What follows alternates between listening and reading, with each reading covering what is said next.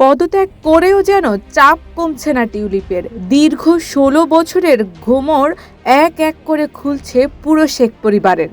একাধিক দুর্নীতির অভিযোগ মাথায় নিয়ে গত মঙ্গলবার যুক্তরাজ্যের অর্থ মন্ত্রণালয়ের ইকোনমিক সেক্রেটারির দায়িত্ব থেকে ইস্তফা দেয় শেখ হাসিনার ভাগ্নি tulip Siddique.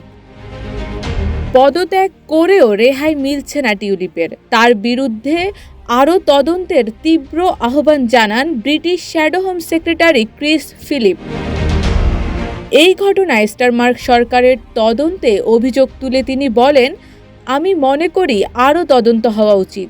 National crime agency এই বিষয়ে আরও নজর দিতে পারে। আমি প্রেস রিপোর্ট দেখেছি, তারা যুক্তরাজ্যে পাচারকৃত অর্থের প্রমাণ দেখতে বাংলাদেশে যাচ্ছে। তাদের অর্থের উৎস অনুসন্ধান করা উচিত।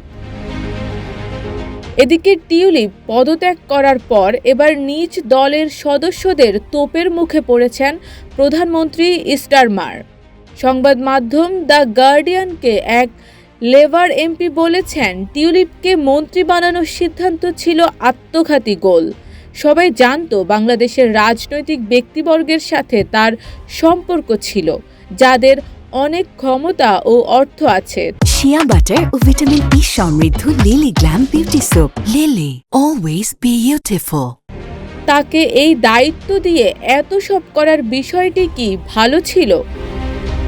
42 বছর বয়সী টিউলিপ সিদ্দিক লেবার পার্টির সদস্য হন মাত্র 16 বছর বয়সে।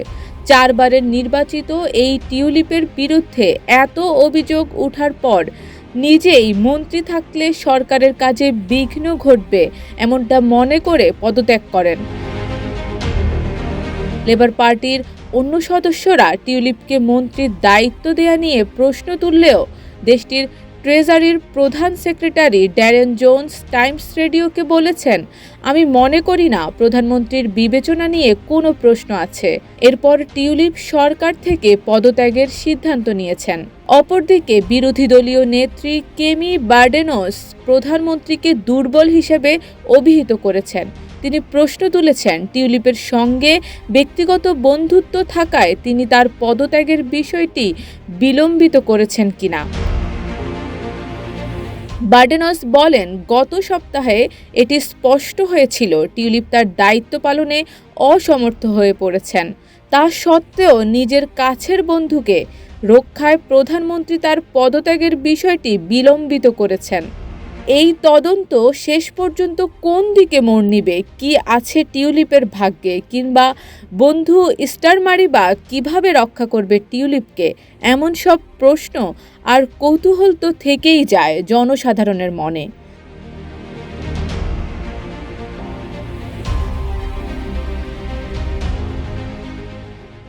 শারমিন নিশু, ঢাকা পোস্ট।